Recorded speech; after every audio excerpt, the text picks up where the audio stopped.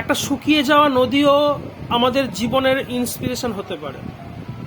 কখনো লক্ষ্য করে দেখেছেন একটি শুকিয়ে যাওয়া নদীতে যতটুকু জল থাকে সেই জলটাও কিন্তু থেমে থাকে না, সেই জলটাও কিন্তু একটু একটু করে অগ্রসর হতে চেষ্টা করে, একটু একটু করে আগিয়ে যেতে চায়। নদীর প্রাণ নেই, তবুও যতটুকু প্রাণ আছে সেই প্রাণ কিন্তু একটু একটু করে এগিয়ে যেতে চায়। আর তারপর যখন বর্ষা আসে, বর্ষার জলে যখন টইটুম্বুর হয়, সেই নদী আবার যৌবন ফিরে পায়, আবার প্রাণ শক্তিতে ভরপুর হয়ে পড়ে। তাহলে আপনার জীবনে কি এমন হয়েছে, আপনি কেন থেমে গেছেন? মানুষের জীবন তো অনেক বেশি প্রবাহমান হওয়া উচিত ওই নদীর থেকেও। জীবনে যে যত বেশি প্রবাহমান হতে পারবেন ততই জীবন আপনাকে আনন্দ দেবে। জীবন মানে কিন্তু থেমে থাকা নয়, জীবন মানে কিন্তু হেরে যাওয়া নয়। তার মানে এটা নয় যে আপনি প্রতিনিয়ত ছুটবেন, দৌড়াবেন, প্রতিনিয়ত আপনার লক্ষ্যের জন্য আপনি ছুটবেন। আমি এটা বলতে চাইছি না।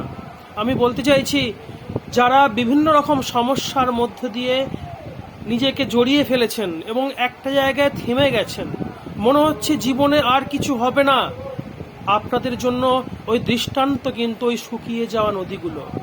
ওই নদীগুলো কিন্তু থেমে থাকে না, ওরা কিন্তু আবার একটা বর্ষার জন্য অপেক্ষা করে মাত্র। ততক্ষণ ওদের প্রাণ শক্তি যতটুকু আছে ওরা কিন্তু বয়ে যেতে চায়। তো জীবনে থেমে থাকাটা কিন্তু জীবন নয় বন্ধু, এগিয়ে যাওয়াই জীবন। জীবনে যাই হয়ে যাক, কখনো হাল ছাড়বেন না, কখনো ভেঙে পড়বেন না। জীবন আপনাকে আপনার সুনির্দিষ্ট লক্ষ্যে পৌঁছে দেবেই।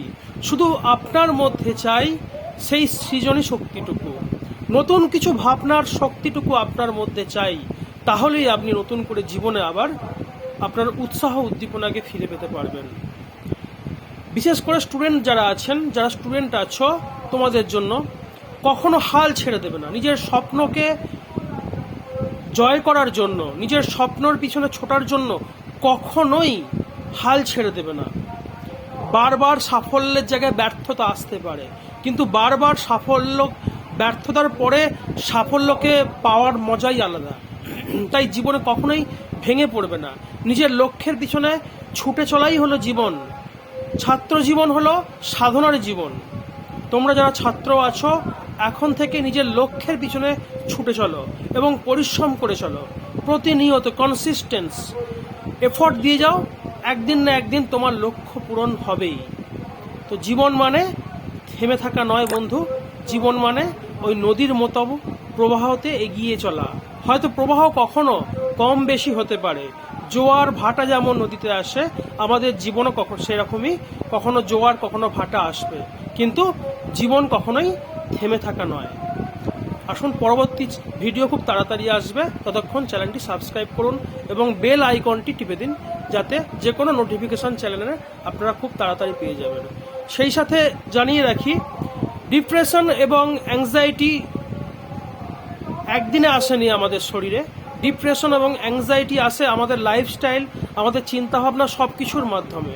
তো নিজেদের চিন্তাভাবনা, নিজেদের লাইফস্টাইলকে যদি পরিবর্তন না করতে পারেন, তাহলে কিন্তু ডিপ্রেশন অ্যাংজাইটি আপনাকে ছেড়ে যাবে না। তো ডিপ্রেশন অ্যাংজাইটিকে হাত থেকে মুক্তি পেতে গেলে নিজের চিন্তাভাবনা, নিজের লাইফস্টাইলকে পরিবর্তন করতে হবে, নিজেকে সবসময় পজিটিভ ভাইব্রেশনে রাখতে হবে। এবং তার সাথে সাথে কিছু প্রাণায়াম, ব্রিদিং এক্সারসাইজ আছে যেগুলো আস্তে আস্তে এই চ্যানেলে আসবে। আমি একজন প্রফেশনাল যোগ, প্রাণায়াম এবং মেডিটেশন টিচার। আপনাদের আমি শেখাতে পারি কিভাবে আপনারা যোগ প্রাণায়ামের মাধ্যমে কিভাবে নিজেদেরকে আবার সুস্থ একটা মানসিক জায়গায় নিয়ে আসতে পারবেন, কিভাবে সুন্দর জীবনযাপন করবেন। পরবর্তী পর্যায়ে ভিডিওতে আসবে কিভাবে সহজ কিছু শ্বাসের ক্রিয়ার মাধ্যমে বা ব্রিদিং এক্সারসাইজের মাধ্যমে কিভাবে আপনি আপনার মনকে একটা স্থির জায়গায়, মনকে একটা স্থিতিশীল জায়গায় নিয়ে আসতে পারবেন, যাতে যে কোনো ধরনের সমস্যায় আপনি মানসিকভাবে প্রস্তুত থাকেন। ধন্যবাদ, পাশে থাকুন এবং এই চ্যানেল সাবস্ক্রাইব করে রাখুন, যাতে পরবর্তী ভিডিও আসলে আপনারা খুব দ্রুত নোটিফিকেশন পান।